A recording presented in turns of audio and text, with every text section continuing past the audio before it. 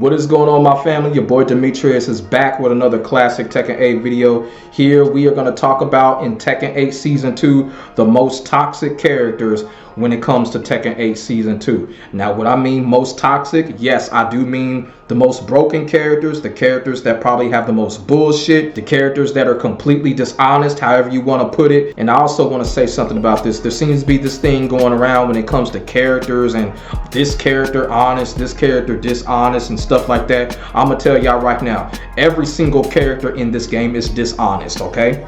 Every single character in this game is dishonest. Each and every one of them, all of them. D all the way G said that. But in this video here, we are going to talk about the most toxic characters and the most dishonest characters and the most cheapest characters in Tekken 8. And we are going to talk about those characters until we come to the #1 most toxic and most cheapest character in the game. Y'all want to stay watching the whole entire video to find that out, because I might surprise some people, I might not. And this is one of those type of videos. If your character comes up on this list, the only thing that I can tell you is you need to go take some Prozac or something to keep yourself from getting upset, because hey, you know, this is coming from experience. It is my opinion, but at the same time, it is my experience when it comes to fighting these characters. And I do want to say, don't think just because I got these characters on my list that I can't do shit against these characters, because that is not the truth, because I got my receipts. So before we get into the discussion, make sure y'all like, comment, and subscribe to your boy for the hottest Tekken 8 action on the internet, period. We are going to get into it right now. The most toxic characters when it comes to Tekken 8 Season 2. Let's go. So we are going to start off at the bottom when it comes to the most toxic characters when it comes to Tekken 8 Season 2. And of course, we are going to start off with this bitch right here. Yes, it is Alisa. It's always going to be Alisa. She's always going to start off a toxic tier list, one of the worst character tier lists. You best to believe anyone that makes a tier list on Alisa, she is always going to be on the toxic characters list, whether it be a tier list or whatever. Alisa is going to be there, and we already know why. Chainsaws, chainsaws, chainsaws, the gimmicky bull crap that she does. Also too, the character is toxic because she has a toxic and perverted fan base. I've said it time and time again. The Alisa fanboys are the most blue ball fan base that I have ever seen, and it's only getting worse. And as I said before, I will say it again. It doesn't matter what Tekken game that it is, she is always going to be one of the most toxic characters in that Tekken game. Alisa is absolute toxic, broken, garbage, and nobody likes this character, to the point where Harada and the development team, they know nobody likes her, but they still put this stupid, toxic character in the game. She needs to be taken off. Nobody cares about her. The chainsaws are a complete joke, and I hope Tekken 8 is the last Tekken game that we see this character, because like I keep saying, nobody cares. She's absolutely toxic. They need to get rid of her. She's absolutely ridiculous. And as I said, her perverted fan base is absolutely disgusting. She's not even a woman, and they still get their cocoa butter out and slurp on her. You Alisa fanboys, y'all slurping on Alisa ain't no different than slurping on Jack 8. And that's facts. Absolutely pathetic and toxic ass character. The next character coming in at #9 on the most toxic Season 2 Tekken 8 characters list is this character right here, Lars. And as y'all all know, I've said this time and time again about Lars. Lars is probably one of the most toxic and one of the most cheapest characters in Tekken 8. In Tekken 8 Season 2 at the beginning, he was the most toxic and the most overpowered and broken character at the beginning of Season 2. He did get nerfed quite a bit, but let's just keep it all the way real. This character is still one of the most toxic characters in the game. I have never liked this character, never will like this character. Ever since he debuted in Tekken 6, this character has always been a prick to me, and he will continue to be a prick to me. And this character's design absolutely sucks. He's a fake Mishima that's desperately trying to fit in, and nobody cares. But let's get into the real reason why I think that this character is one of the most toxic characters in the game. Of course, he has that cheap ass 1-1-1 that Lars players just love to mash out of when they get their sorry asses kicked. And everybody likes to say, well, the 1-1-1 is -12. Well, guess what? The 1-1-1 also goes into heat dash on block. So I don't want to hear that crap. It's still a mashy, spammy move. Get out of jail free card for Lars players. Not only that, Lars has that stupid broken wall combo setup. It's still annoying. It's still overpowered, even though it got nerfed. He has stupid heat moves. He has the most toxic and the most trash heat smasher in the game. His heat smasher absolutely sucks. I don't want to hear that stuff about, oh, you can sidestep that. His heat smasher sucks. You're not going to sidestep Lars's heat smasher. Get out of here. He has the most trash and the most toxic heat smasher in the game. And as for the players, the Lars players also make the character toxic because all Lars players do is just mash, mash, mash. There's no strategy. There's no method to a Lars player. They just go in and just mash buttons. And also too, if you're a Lars player, you have 3 issues. The first issue if you're a Lars player is that you have no IQ. That's number 1. Number 2, 80% of the Lars players that we come across don't even practice. All they do is practice combos. They don't practice anything else. And number 3, Lars players do not punish worth shit. So if you go up against a Lars player, you don't got to worry about a Lars player punishing anything because Lars players don't punish. They don't know how to punish worth shit. And that's also what makes the character one of the most toxic characters in the game.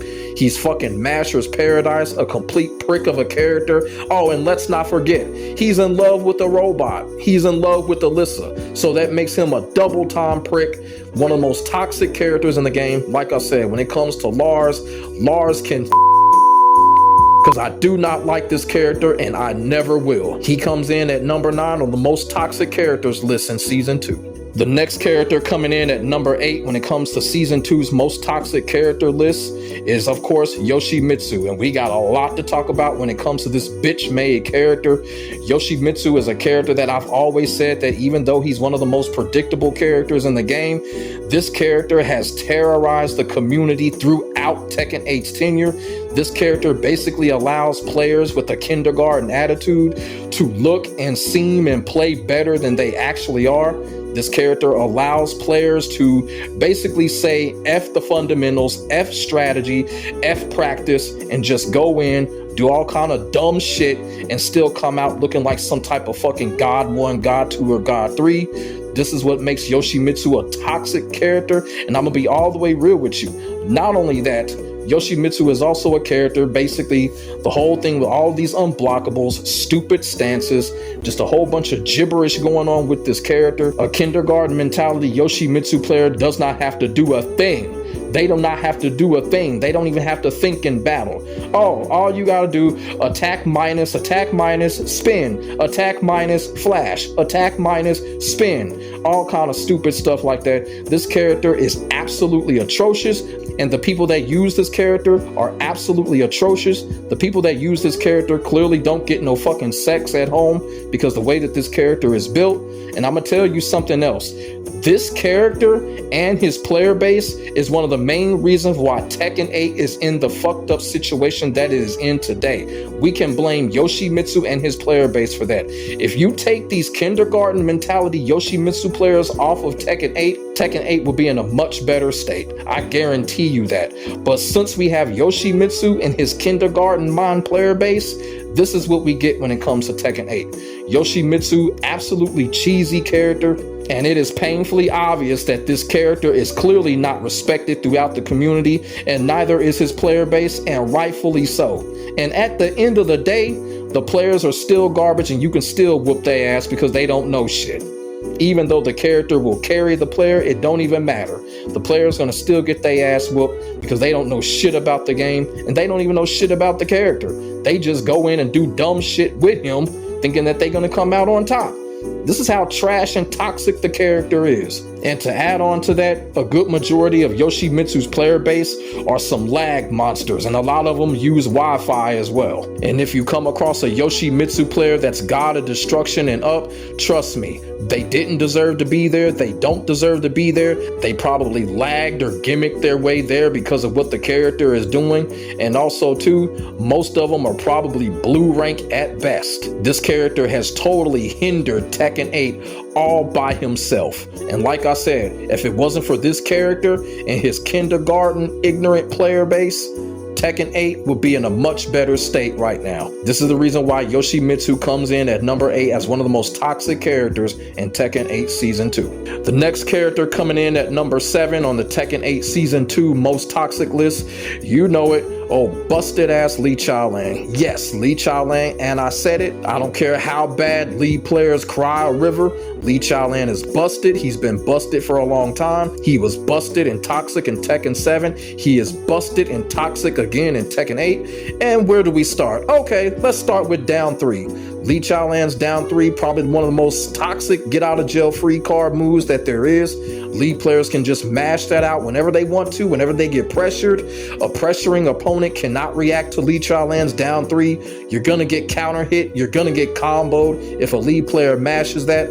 Also too, Lee's back 4, toxic and cheap as Lee's 4-4-2, toxic and cheap as Lee's 4-4-3, toxic, spammy, and cheap as Y'all understand what I'm saying when it comes to this broken ass character. And let's not forget Lee Chaolan's get out of jail free card parry as well. We got to keep it all the way real. Lee's parry is practically a cheat code. Let's just keep that real.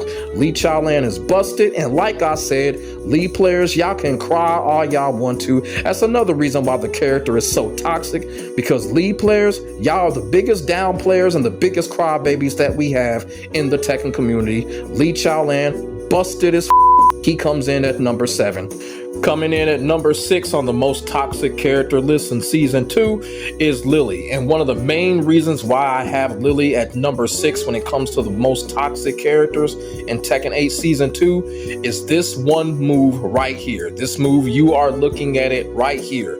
The Platinum Grace. This move right here is so cheap. It is so toxic. This move, when it comes to the most cheapest and most toxic moves, it is top 3. And it automatically makes Lili a toxic ass character.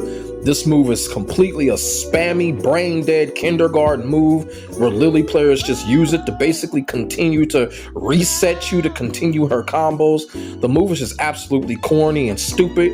It needs to be nerfed. It is just completely unfair how Lili can continue to use this move to combo you to death when she gets you in a wall combo situation or a launch or a juggle situation. It's absolutely unfair and ridiculous.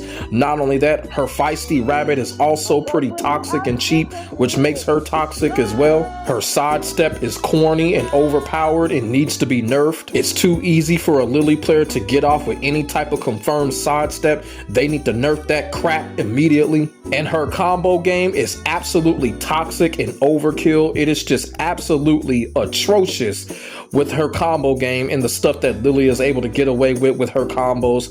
Absolutely atrocious. And like I said, the Platinum Grace move just makes everything 50 times worse when it comes to Lili and her overpowered overkill combo game. This character really completely needs to get nerfed. Totally toxic, totally corny. Oh yeah, and let's not forget, she still has that stupid Matterhorn move that Lili players just like to mash out whenever they get their asses kicked. Pretty much like Lee's down 3 or Yoshimitsu's flash. Lili's Matterhorn is the same type of move. And this is the reason why Lili comes in at number 6 when it comes to the most toxic characters in Tekken 8 Season 2. She's just got a lot of toxic and corny stuff going on. The Platinum Grace is one of the most toxic moves in the game, needs to be nerfed. And this is a little bit off a subject while we're on Lili. You know what? When it comes to Harada and Lili Pichu, I think those two are dating. I really do. I think Harada and Lili Pichu, I think those two are in a relationship. Because Lili Pichu is with Harada everywhere that he goes. It is just not making any sense anymore. If a woman is following you around like that, Harada is hitting that. And I'm gonna tell y'all right now, that whole Michael Reeves story, that's just a smokescreen. Michael Reeves is a simp. Lili Pichu is not messing with him like that. I'm gonna tell you that right now. I had to come out and say it. Harada and Lili Pichu, these two motherfuckers are in a relationship. Harada is hitting that shit. Guarantee you that. The next character on this list coming in at number 5 when it comes to the most toxic characters in Tekken 8 Season 2 is Lidia. Now, Lidia is another character that has been totally terrorizing the Tekken community ever since she was released as DLC. Lidia is an absolute abomination. This character clearly just makes you hold everything. Her stupid strings, it almost feels like you're fighting a brick wall with this character. I don't know what's going on with this character, but I'm gonna tell you something. I don't lab this character. I don't study her. I just do not care. She is that toxic and that atrocious. When I go up against a Lidia player, I'm just on cruise control because I do not care. That's how toxic this character is. The community is speaking out against this character. They want her to be nerfed. Really, she needs to be gone. They never should have put her back in. When this character goes into heat, she's practically a 50-50 RNG. It's almost like going up against a damn simulator machine. When this character goes into heat, it's absolutely ridiculous. She is not fun to go up against. And when she goes into heat, she totally abandons the foundation of Tekken. Lidia, absolutely atrocious, absolutely toxic character. They never should have brung her back. And if they keep her like this and not nerf her, she doesn't need to be back in the next Tekken game. But she definitely comes in at number 5 when it comes to the most toxic characters in Tekken 8 Season 2. The next character coming in at number 4 when it comes to the most toxic characters in Season 2 is the crooked, overpowered Bryan Fury. Now, we are going to get into this. I'm not going to waste too much time and talk about Bryan Fury too much because everybody already knows how I feel about this character and how much I despise this character and what I have been saying about this character over the years.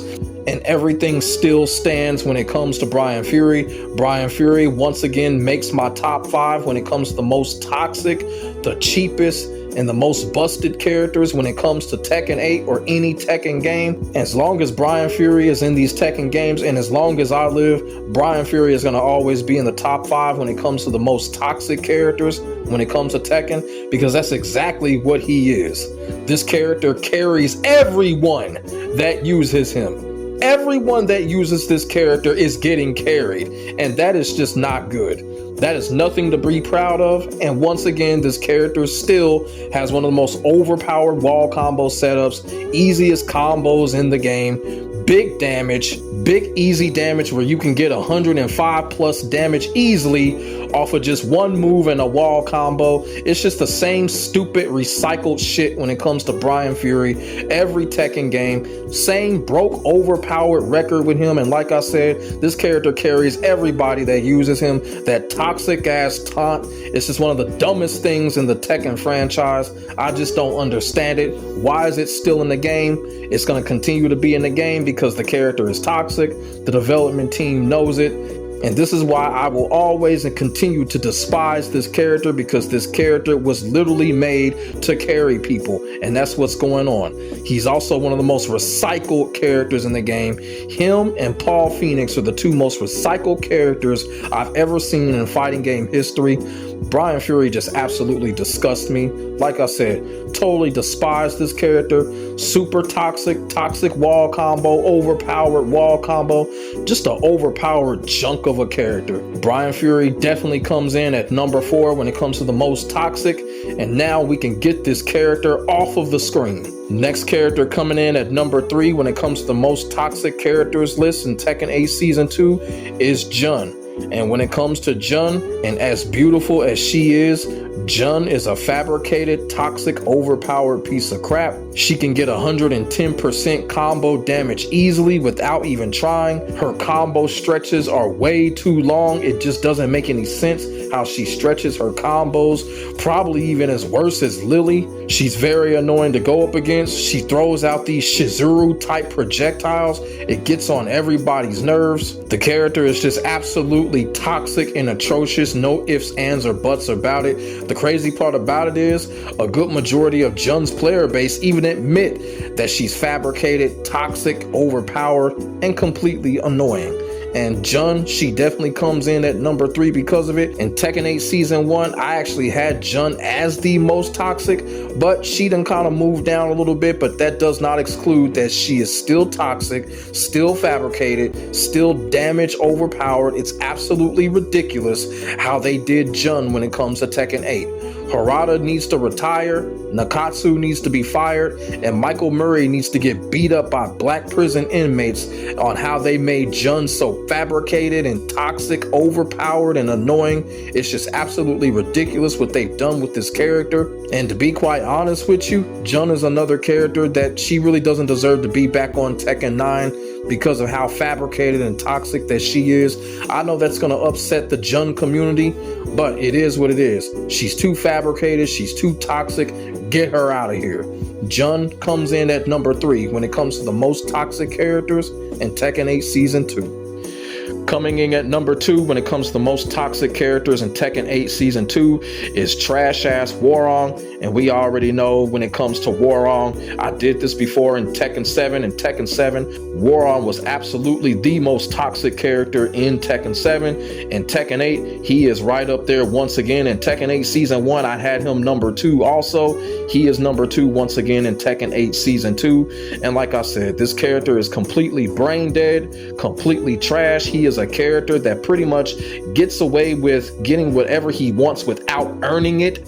He has these stupid safe flamingo patterns, and his damage is absolutely unbelievable. It is just an absolute shame how this character is. This character is a total piece of and he has been ever since Tekken 6, and they're making him even worse. I don't know what's going on with this character. There's clearly some type of development bias going on.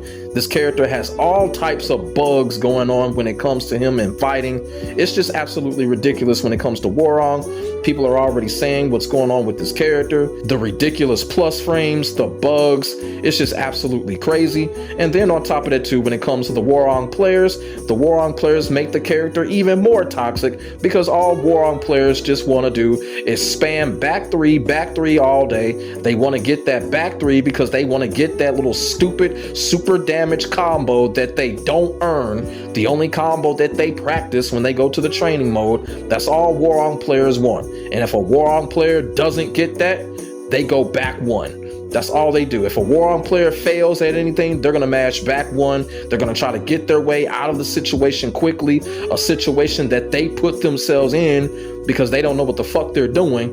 They always want to spam back 1 to get themselves out of that situation, which I think is completely trash and a completely brain dead. And I kind of feel like when you're going up against Hwoarang, you're really playing an IQ test when you're going up against a character.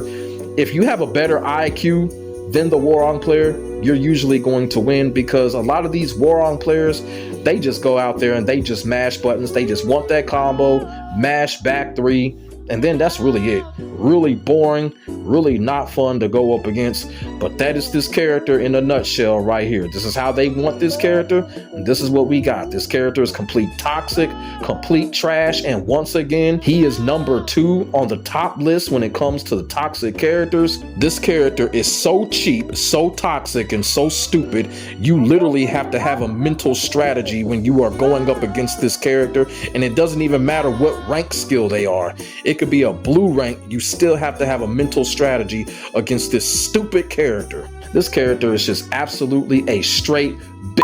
I cannot stand this character. I wish this character would just go away. And as I said with Yoshimitsu, when it comes to Hwoarang, when you meet a Hwoarang player up in the God of Destruction realm, a lot of those Hwoarang players absolutely do not deserve to be there. They're just there because of what the character is able to do. The character is able to get away with stuff by not earning it, and that is easy to do to get a God of Destruction rank with this stupid ass character. I can't stand this character. This character is a total and I wish this character would get killed off of Tekken. I honestly do.